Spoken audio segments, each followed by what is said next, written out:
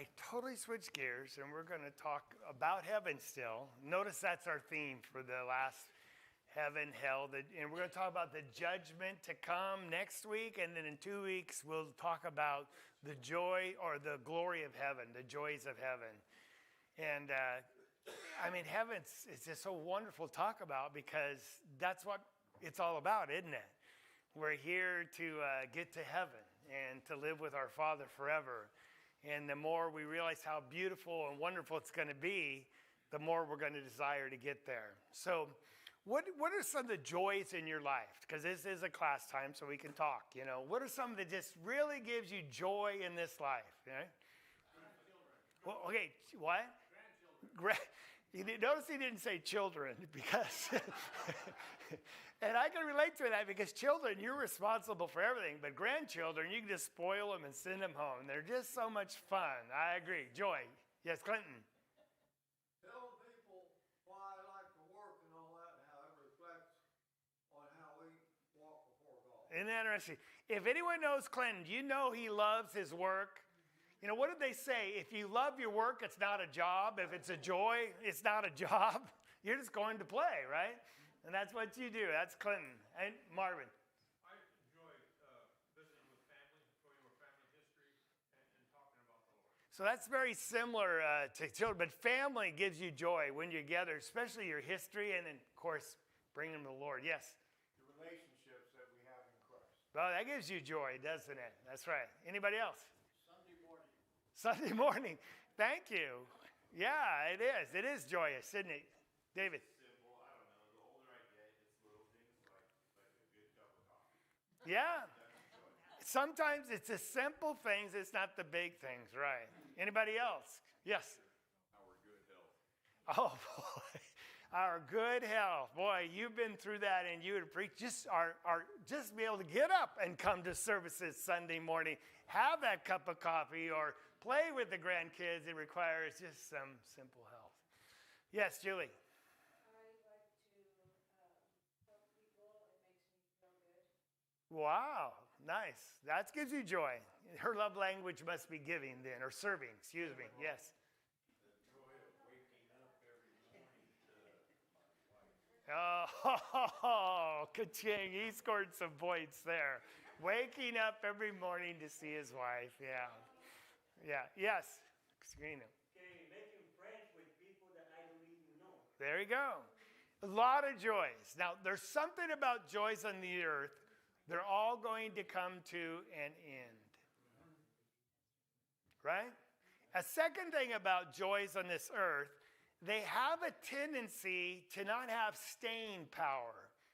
Like when I pick a rose for my wife, it's beautiful. And oh, isn't that beautiful? Well, what happens to that rose, just like your relationship sometime? It fades, doesn't it? And the leaves.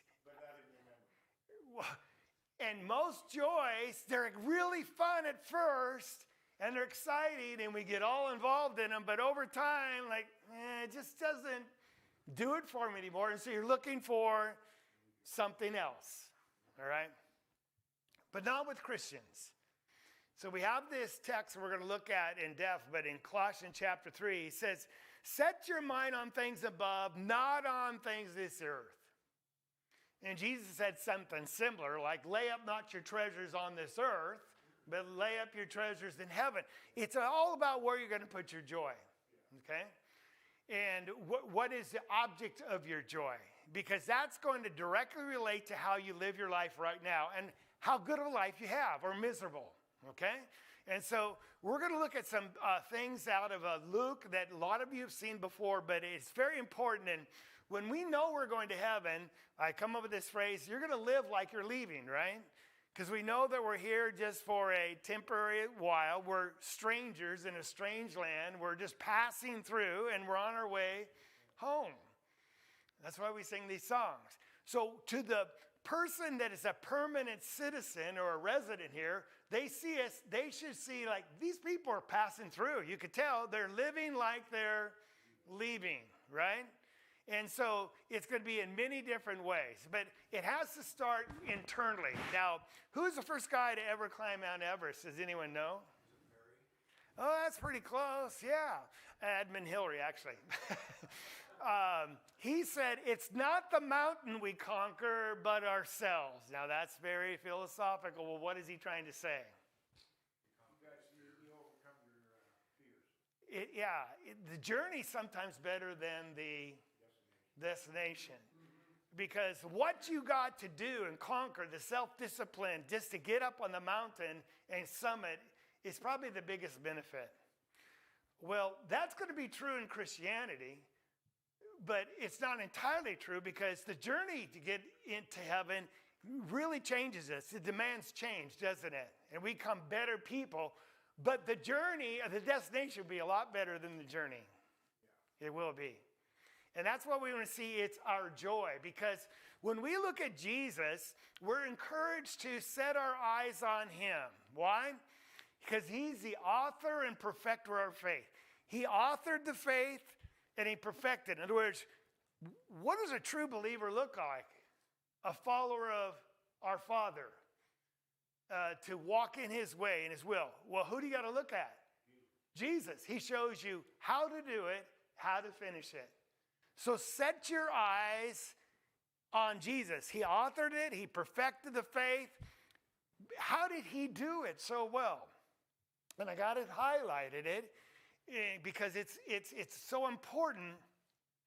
The one thing that made him successful and not stumble and fall is he had his eyes set on the real goal. But the goal here is not called heaven. It's called what? Joy. Because he, for the joy set before him, what did he do? Endured the cross. Let's be honest. Sometimes you have to endure this life.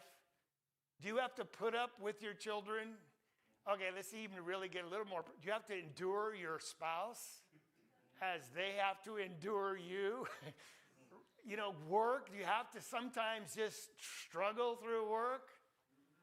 Life is a grind, isn't it? It can be a grind. And Jesus even more so, because he was on a mission, right? It was a rescue mission to rescue us. But he endured the cross, despising the shame. It was so humiliating to him. But now he sat down on the right hand of God. But he had a joy that was like his anchor that kept him, going the right direction and helped him get through all these trials in this earth. And no matter how bad it got, it was the joy that pulled him through. It's like just a rope, when you're hooked on, it just keeps pulling you forward. And if we could have that same joy set before our eyes, life's going to be a lot easier and a lot happier here. All right? So let's look at Jesus and what he said. He knew he was going to suffer. Is that true? Well, that was his plan. He knew that God sent him down to become a man, to die, and to go into Hades. And so he knew that, and just probably becoming a man was suffering in itself, right? When you're God and you become, a human. And so he knew he's going to suffer and die in Jerusalem. Now, we'll look at a lot of texts real quickly, then we'll read some in Luke chapter 9. But in Matthew 16, from this time, after Peter made that great confession, "Thou art the Christ," Jesus said, "I'm going to build my church." He began to show his disciples that he had to go where? Jerusalem. That's very important. Everything is centered at Jerusalem. And suffer many things from the elders and the chief priests and scribes. That'd be the religious leaders, correct? Now, they're the epitome in the disciples' eyes of righteousness. They're religious leaders. And Jesus says, they're going to kill me. I'm going to suffer many things by their hands. And I'll be killed, but then don't worry, I'll be raised up on the third day. Now, how did the disciples respond to this? Does anyone recall? Okay, that would be, yes, he did pull them aside later. That's right. God forbid. They'll never happen to you. And Jesus said, "Get behind me, Satan." But overall, what did they say, Ann? Oh, nobody? Oh, there we go. Look at Luke 9's account. They didn't understand. The same thing. He just cast out a demon. Everyone's marveling at all he was doing. So he says to the disciples, just remember, let this sink into your ears. In other words, you better get this, right? The Son of Man, that's his self-designation, is going to be delivered to the hands of men, right? But they didn't understand this statement. And it was concealed from them so they would not perceive it, and they were afraid to even ask. So Jesus told them, I'm going to Jerusalem, I'm going to suffer, I'm going to die. Resurrection? It made no sense, but he keeps telling them the same thing and over, and since it makes no sense to them, they don't even want to ask him. Confusing, right? But they get it later, right? Now we're living past the other post-cross, and we understand what he means, right? So we should expect suffering like Jesus got, because he's going to tell them they're going to suffer too. We should expect that we're going to have adversity. But we should already know the solution. It's keep our eyes fixed on the joy set before us, and it's going to be Jesus. But sometimes we fail to do that. So, as Jesus was about to go up to Jerusalem, see, everything's about going where? Because at Jerusalem, it's the cross. It's the pathway home. That's right. And so we see that in Matthew 27. Well, I didn't finish it. He took the 12 disciples and said to them, okay, and he talks to them and he says, behold, we're going up to Jerusalem, and the Son of Man will be delivered to the chief priests, scribes, condemning him to death. He will hand him over to the Gentiles to mock and scourge him. Who are the Gentiles in this text? The Roman soldiers, right? They're the one that actually crucified him. And on the third day, he'll be raised up. All right? So again, over and over, he tells them, I'm going to Jerusalem, and when I get there, I'm going to die. Now, if you knew you were going to, where do you want to go? Portland? Yeah, that's because you might believe it. You're going to Portland, you're going to die if you go there this Wednesday. He said, well, I had a trip planned and I got to meet someone. If you go to Portland this Wednesday, you're going to die. Now, if you believe that, would you go? If you really believe, like, I think I'll cancel that trip, postpone it, or change it, right? Something. I'm not going if I'm going to get killed when I'm there. Now, Jesus knew he's going to Jerusalem. He knew he's going to die, but he what? He still went. Where did he find that within himself? He said, well, it was part of a bigger plan. That's Thomas' song, right? But whether you know the plan or not, you still got to find it in yourself to do what, to go through this, right? It's going to be hard. So let's just keep reading. So, Luke chapter 9, looking with me, and this is one of my favorite texts because I think it's so powerful. And what does Jack always look for? Thank you. I found him. Luke chapter 9, in verse 51. And it's highlight, memorize it, because I think it's really powerful. So it came about, this is the time frame, the chronology, Jesus on a timetable. Came about when the days were approaching, see, it's a timetable, it's time to get moving, for his ascension, that he resolutely set his face to go to Jerusalem. It's all about Jerusalem. What does your Bible say other than set his face? Determined. Okay, then that's the first word. Mine says when the days for his ascension, yours says to be taken up. What is this ascension? Some Bibles say lifted up. They think on the cross. No, the ascension is when he's. Here's the first big clue. Jesus is not looking at the cross. He's looking at what lies on the other side of the cross. He gets to what? Go home. The ascension. When the days were approaching for his crucifixion, it doesn't say that. It says when the days were approaching for his ascension back to home to the Father. He sets his face, his mind, his heart. He's like, I'm going and nothing's going to deter me. And if you don't set your heart that I'm going to heaven no matter what, adversity will deter you and will make you quit. There will be no joy in your journey going to heaven. If you don't set your heart, it's the only thing I want out of this life, is ascend into heaven. Because that's Jesus, the author and perfecter of our faith. That's how he got through it, and it's a lot harder for him than it'll ever be for us. Would you agree with that? So if you want to be happy as in your journey, set your face to go where? And that's because he set his eyes on the joy, which I understand in Hebrews 2 is the joy of going home. That's how he endured the cross. The only way he got through this terrible ordeal is looking on the other side of the cross. I get to go home. What a joy. And if that's not your number one goal, your number one joy, Satan's going to make life miserable and maybe cause some people to fall away. Right? So hand up. Okay, I didn't say that, but that's pretty good. Quit complaining. You want to stop complaining about life on this earth? Set your joy and resolutely set to get to heaven. Make that your only goal. Because the reason we complain is because we have joys on this earth, and when our expectations aren't met, we start complaining. Like, this is not fair. It's not right. People aren't treating me right. The government. No. Jesus had it worse than anyone, but did he ever complain about any of them? Because he knew what his goal was. And see, we're not heavenly minded enough sometimes. So he set his face to go to Jerusalem. Now, when we read that, it's very powerful. The word to go is a journey. You're going from one place to another location. So if you say, I'm going to Portland tomorrow, you're traveling, right? You're leaving here, you're going there. And we are on a journey, aren't we? You say, well, no, I live in Dallas. I don't plan going anywhere else. No, we're on a journey to heaven, our real home.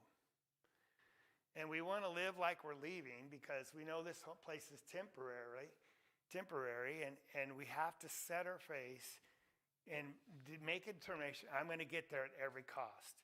And so when we look at this, they entered a village. Look in verse 52. He's on his way to where? So verse 52, he sent messengers on ahead of them to make arrangement, find some housing, a place to stay. They entered the village of Samaritans to make arrangements for him. And that's the Samaritans, right, weren't going to receive him because they realized he was journeying with his face set towards. That's amazing. They could tell, like, where's he going to go? Well, he's just saying for a while he's going to Jerusalem. They said, no, we don't like those Jews in Jerusalem. Get Samaria on the mountain. We're supposed to worship. There was all this conflict between Samaritans and Jews, so they didn't receive him. Question, should your neighbors, your family, the unbelievers in your life know that your face is set going to heaven? Absolutely. They should, like, something's different about you. You don't live like the rest of them. I can tell you're going to a different place. And they saw that in Jesus, right? Now, if they didn't welcome him, will they not welcome you sometimes? Right. Yeah, they're not going to receive you because they don't agree with you. They feel uncomfortable around you because you're weird, because you don't live like them. And that's because we're going to a different place, all right? So, when 54, when disciples James saw this, they said, Lord, do you want us to command fire come down from heaven and consume them? I love these. They're called the sons of thunder. And what does it show about them? A couple things. They understood the power that was in God through Jesus Christ. The power they had at their disposal. Do you want us to command fire? Jesus had to authorize it. It had to come from him. But isn't that amazing what they felt they could do? What else does it show them? Bold. Pick up a homework book and find in the ocean. Yeah, that's right. And, yeah, that's right. But they're not going to let Jesus be disrespected. I wish we had that attitude more. When people use his name in vain and speak like they do about him, they're not going to let anyone disrespect our Lord because they don't understand who he is. But it also shows they didn't understand what Jesus is here for. Because what did he say? He rebuked them, verse 53, because you don't know what kind of spirit you're of. Because the Son of Man didn't come to destroy men's lives, but he's come to So he goes to another village, goes around. Sometimes on our journey home, we got to circumvent people in the world that are just stumbling blocks to us. And it hurts, I get it, but the way you're going to be able to do it is having your heart set on going home. That's your only joy. If your joy is like, man, I got to have these people like me because I like them, and when they don't like you or receive you, that just crumbles your life. Your joy is set in the wrong place, isn't it? No, we want to be received by others. I get that. But when your joy is set in heaven, when they don't receive you, it's not going to affect you that way. But when they do, it's just icing on the cake, isn't it? Just makes little blessings in this world. But if they don't, that's fine. I'm still moving on. I'm on a journey. Yes?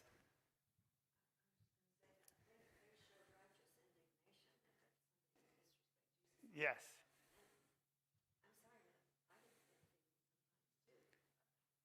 Yes. Did you hear that? Should we have righteous indignation like they did?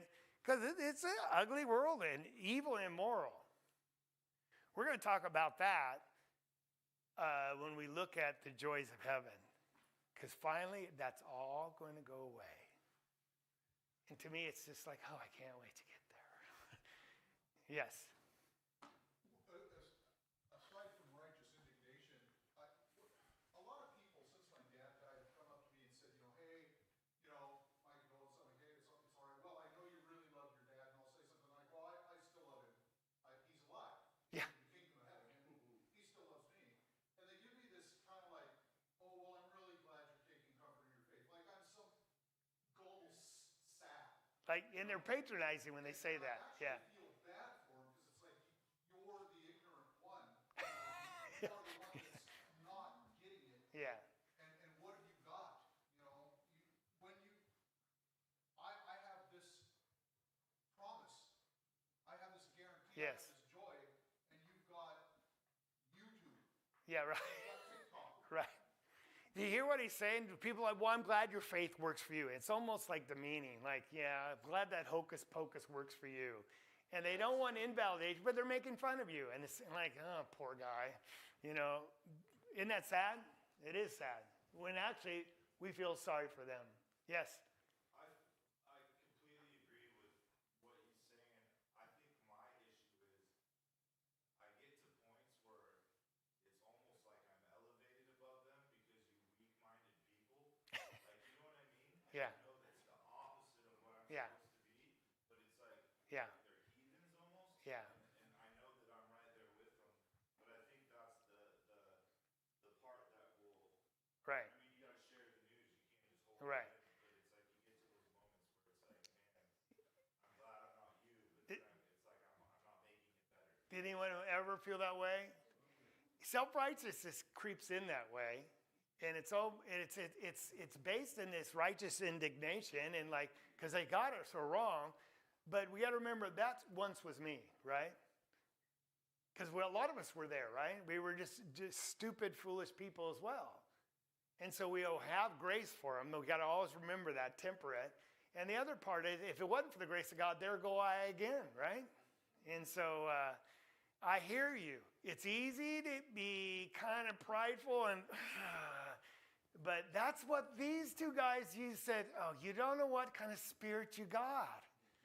I didn't come here to destroy everyone that disagrees with me or else there'd be no one left. I've come to save them. And if we have that heart, then the joys of this world are even be better. All right, because I'll show you that in a second. So when we look at this, good discussion. He's passing through from one city because he's got his face, what? Set to go where? So he's passing from one city to another, teaching and proceeding on his way to Jerusalem. We're on our way to heaven, and yes, we do things along the journey, teach and share and enjoy this world, but we got to always remember we're going to heaven. That's our only goal. Our only goal. All right? Luke chapter 19, when he said these things, he's going on ahead, and he's going now up to Jerusalem. He's going up the mountain because it's elevated. And he's finally going to arrive in Jerusalem. The whole book of Luke is this journey to Jerusalem where he's going to endure the cross. And on the other side, what? Go home. Now, remember Abraham was told to offer his son Isaac? How many days he have to travel to Mount Moriah, what they think is where Jerusalem was, right? How many days? 3 days.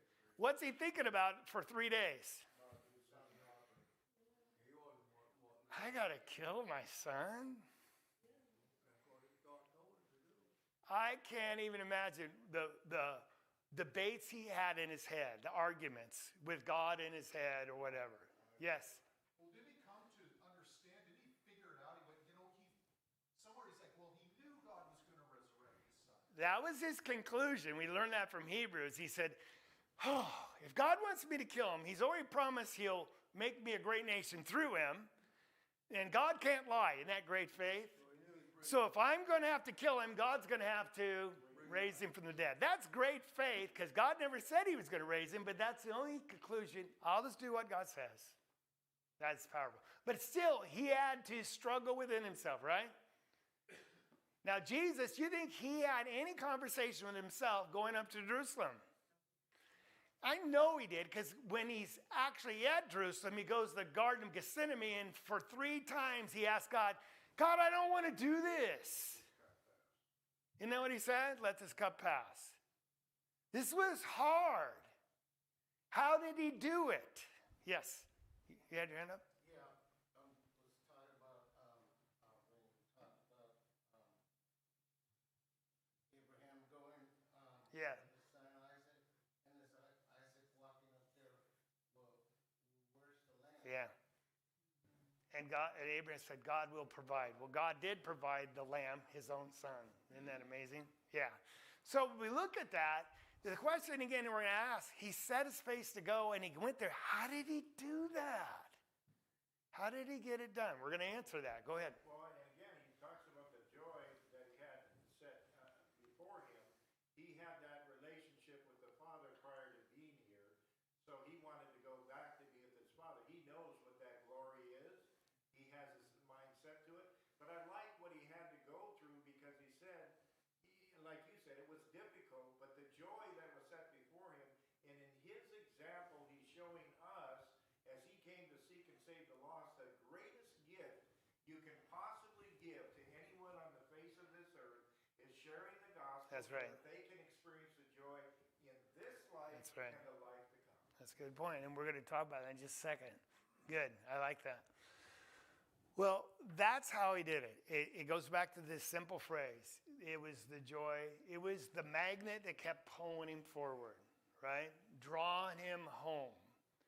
And he knew he couldn't go around the cross. He had to go through the cross. I know when we have adversity or trials, we like to circumvent them and go around them, over them. But sometimes the only way we're going to grow and get home is by going through them.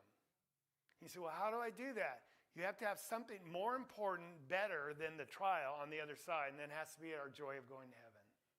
And if that's not there, you're not going to go through the trial. Oh, you might get through the easier ones, but when the big one comes, we'll probably fail and stumble. And that's why a lot of people are stuck spiritually. They're not getting anywhere because their mind isn't set on. They haven't set their mind. They set their heart. I'm going home no matter what. Everything is just so secondary, it's like it doesn't even exist. So when we look at that, let's look at some things here. In Hebrews chapter 12, again, he looked past the cross. Now, in Luke chapter 9, we have the ascension also. All this is jam-packed in one chapter, and I just love it because it's just so beautiful, everything that's happening. And who are the 2 men talking with him? You remember that? Moses, the prophet and the lawgiver. And at this time, well, Moses was the lawgiver, Elijah was the prophet, all right? And at this time, Jesus was transfigured. He's gleaming so white, whiter than Mark says in his account, than any launderer could make his clothes, you know, right? And what are they talking about? And this is curious. It's just amazing because there's so many things we'd like to know what they were saying and what they're talking about. But here it tells us what they're talking about. What does Moses say? Hey, why'd you bring me back? Elijah. You know why? He was taken to heaven, right? Why did you bring me back? Because they're talking about what he's going to do there, but what are the conversation really about? They're talking about his departure, which is about to be accomplished where? That's why he said, what's the departure? Going home. Hey, you excited about going home? Yeah. How are you going to get to that cross? Because I know God's going to be with me, and I commit my spirit into his hands. I can imagine the conversation, but he's talking about what? Going home. That's how he made it to Jerusalem. That's how he made it to the cross, because it was all about the joy set before him. And if you just look at the problem, you're probably going to stop. Or call down 10,000 angels to wipe them all out, because he could have done that, right? But you have to have something bigger than the problem, and it has to be real to us, real. And you got to want it more than everything, anything. Yes? And that's what Elisha seen when he turned around and saw all the Yes. soldiers that God had. And they thought they were just alone. Yeah, actually, that's Elisha and another person, but it's Elijah's in heaven. He knows, doesn't he? Or in the heavenly realm, all right? So Jesus' prayer was, before he entered or was hung on the cross, right here, I've accomplished, this is John 17, I've accomplished work which you have given me to do. Has he died on the cross yet? But everything is so much in motion, he knows it's happened. I'm here, I'm going to be betrayed. I've already committed myself to do your will. So what does he pray for? Strength to get through it? Does he pray for righteous indignation and judgment upon the people that are going to kill me? What's his prayer? He does pray for us, but first of all, he prays for himself. Glorify me together with yourself, with the glory which I had before you, before the world was. What's he asking for? Take me home. He was in glory, emptied himself, became a man, suffered and died, humiliation. He said, let me have the glory. I just can't wait to get home. I've done your job. I accomplished your work on the earth. Take me home.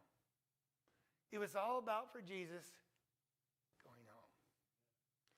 And Jesus said, wherever I go, my disciples will be there with me.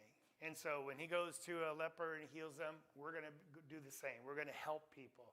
When he teaches the lost, we're going to teach. But when Jesus ends up home, where are we going to end up if we follow him? We're going to end up home, if that's our number one goal. So how about us? It's interesting. Life is full of adversity. People, we read about them packed on a ship. Now, don't get political and say, well, if they want to get to America, will they do whatever it takes to get to America?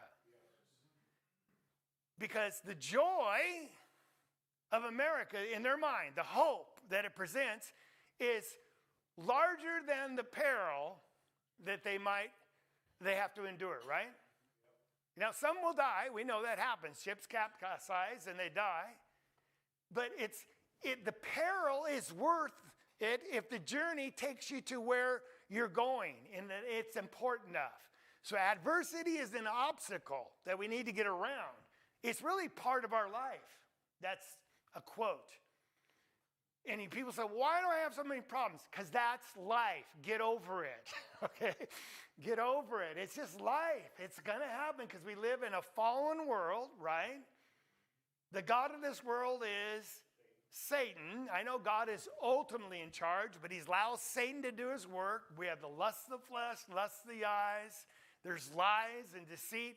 Life is hard. It's a grind.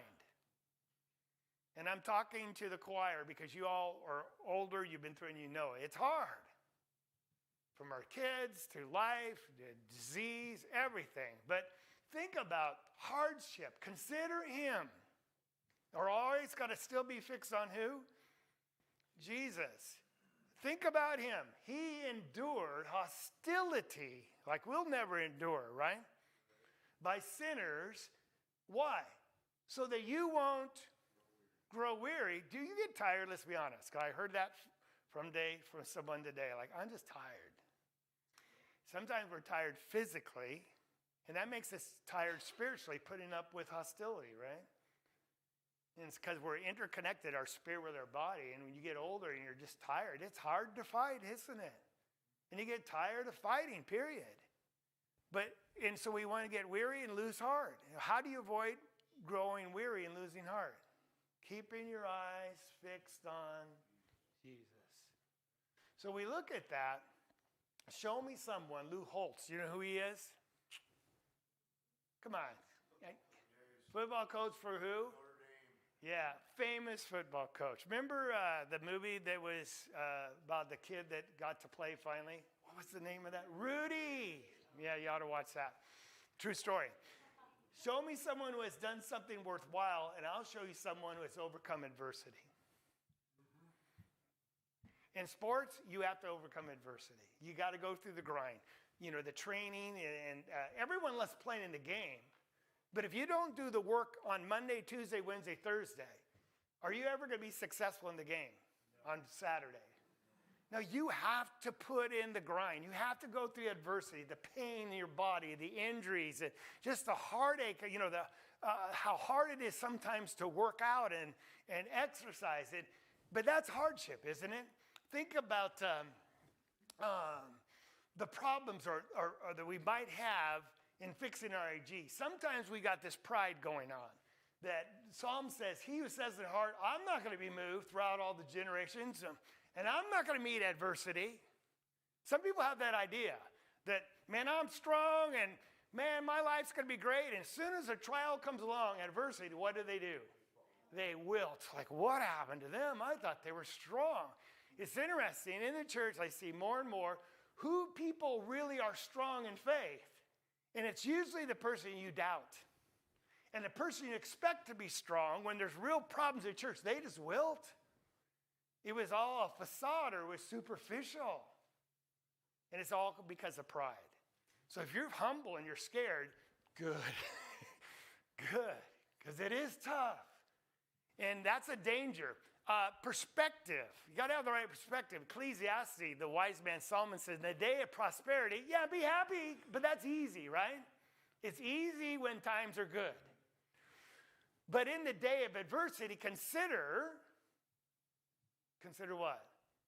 God made the good times, and God also made what? And you're going to go through them.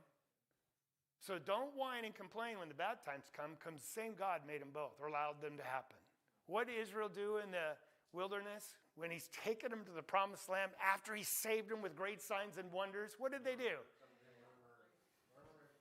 Yeah, murmur and complain over, because their eyes were not set on the goal. How about having a friend? That's why fellowship is so important in the church. And that's why no man can be a church. And this idea Satan has lied to people. I don't have to be part of a church to be a Christian and go to heaven. It's such a false, deceitful. Here he says, a friend loves at all times, that a brother is born for what? I need my brother because they're going to help me get, not that my brother's going to cause the adversity. That's not what this verse is saying, although that's true. It's saying, I need a brother to help me stand when I'm going through adversity. A brother is born for adversity. Isn't that true? We need somebody and someone to help. And we have to be there for someone as well. Stars cannot shine without darkness. That's interesting. Deep philosophical. But if it was all bright out there, could you ever see a star? In the day, sunlight, you don't see stars. You have to have darkness to see the glory of the stars. You know when people really shine for Jesus and for God? When they're in the midst of adversity, darkness. That's when real people show their faith. You're like, man, I got to be like them. So we're not going to whine anymore. And the people I admire the most as Christians is I watch them as they get older, especially with health problems, others, and they're just, hey, it's okay. It's all good. And they always have this positive attitude, and they're just looking to go home. And the call, Psalms 50, call upon me in the day of trouble. We have to look and call upon the right person to help us through. Call me on in the day of trouble. And the promise is what? I shall rescue you, and you are going to honor me afterwards. Like, thank you, Lord. And then here's a big important one. There is a danger of misplaced joy. Jesus said, we know this, do not lay up treasures on this earth. Why? They're subject to destruction, decay, and then also why? People steal them. But lay up your treasures in heaven. Why? They'll never what? Never fade. That's important. We're going to come back to that in just a second. And no one's ever going to steal it or take it from you. Now, a misplaced treasure, let's just say it's money. And so you got your retirement, and if you had a PERS number one, PERS 1, is that what it's called, right? First year. Yeah, first tier. You're set. You're probably making more money in retirement than you did working, because I know some people, that's the case. It is very lucrative. Now in their PERS what? I don't know if they even have PERS anymore, because no more tears, okay? It's interesting. So the point is, if that's your joy, can that disappear over tonight? Like, I'm sorry, State of Oregon says we're bankrupt. We have no more money left in PERS because we used it somewhere else. Where's your joy going to be then? It's going to be shattered. Now, if your joy is in your children, like, oh man, they're the best kid athletically, best kid socially, best kid, and that kid gets in trouble and falls away, what's going to happen to your joy? It's going to become misery. The Proverbs talk about that a troubled child is like a heartache to a mother, right? So when we put our joys in things that are not eternal, they're just as best for a little while, because it was sad that the person that was life-flighted, I guess he was a single accident, and on Avondale, going too fast. The car, I guess, split in two, and I don't know if he made it or not. You could have the best of life right now, and how quickly could it be over? All stolen from you, just like that. As I was Stan, like, isn't it interesting? Because how long Art Brumman was here. Some of you know, I asked Art, how old are you? He goes, 96. And let's be honest, how many of you think you're going to make it to 96? Good for you. Do you think so? You hope so. Yeah, well, good. And now, but I don't expect to make it to 96. If I make it to 86, thank you, Lord. 95. Yeah, right. I'll be dead at 96. God willing. Lord willing, I might not even make it there, right? But you've got all these things going on in life. I got projects at home, maybe trips I'm planning. But when your day comes and you're dead, what happens to all that planning, those projects and those trips you're planning? They don't matter anymore, because they're not going to happen. The project will never be finished. But oh boy, if I get this project done, then I'll be happy. If I get to go on this trip, it's on my bucket list, then life will be worthwhile. Misplaced what? Joys. Now, if your joy is in heaven and you get to go on that trip, that's just what? Icing on the cake. It makes life even better here. But you're not making that your security or the basis for which you're happy. And you have true joy and sense of purpose and identity. It has to be something bigger than that, because everything on this earth is subject to decay and being taken from you. And again, that shiny new car, man, you just polish it for the first year, okay, first month, and you vacuum it. But after it gets its first ding, does the joy of that new car kind of just start to fade?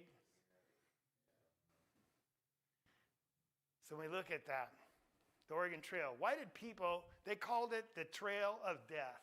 Every 9 feet, I think it was, there's someone buried when you put it on the trail. And they had mental illness, attack from hostiles, of terrible weather, wagon accidents, river crossing, people drowned, died, diseases. They got lost going the wrong way. Why would you go on the Oregon Trail? Exactly, because they had a joy set before them. If we just get to Oregon, we'll have a new life. When you have a real joy, now this is set in the wrong place, but it's the power of the attraction of what enables you to go through just to achieve your dream, right? But if we set it in heaven, no one's going to take it from us. Because the pathway to glory, it's going to always be paid with adversity, which has been overcome. So we always got to keep our eye fixed on not the problem, but the joy on the other side. Now, when we think about this, we got to identify the right joy. Now, you know what it is, but it has to have two characteristics, and you know what they are. It's got to be permanent. Because if it's not permanent and it can be taken from you, then you invested everything in a lost cause. That's probably the most depressing thing you could do. Have your whole life invested in something that'll be taken from you. What a waste of time. And the second thing, it has to be, and I'll say perpetual, because I'm trying to think of a P word, but unfading. Because can you imagine getting to heaven, because this is going to be one of the false concepts, heaven's not what you think it is. One of the things I keep hearing is, oh, what are you doing in heaven? It's going to be boring. Oh, boy. If it was boring, wouldn't that be a downer? And you're there it's permanent, but it's boring. All you're doing is resting, singing songs. Well, that's a lie of Satan. But we do have hopes on this earth and joys in the earth. They might be permanent, but they lose their luster, don't they? Man, that was fun for a while, but man, it just doesn't cut it after a while. So your joy has to be both permanent and perpetual. It just keeps on giving joy. And the only place you're going to find that is where? Heaven. That's where we're going to talk that lesson about heaven is greater than you hoped for. It's more beautiful and more joyous than you ever imagined. And we're going to talk about it. It's perpetual and it's permanent. And that's why we say if you miss heaven, you've missed out on everything. What a wasted life you have. And so that's what Jesus did, and that's how we're going to get through ourselves. And so when we look at it, heaven's the only answer. And so that's the joy that is set before us. So let's live like we're leaving. So we're going to sing a song. It's how wonderful or beautiful heaven must be. Can't imagine, but we'll talk about it the best we can in a couple of weeks. All right, let's stand and sing this song.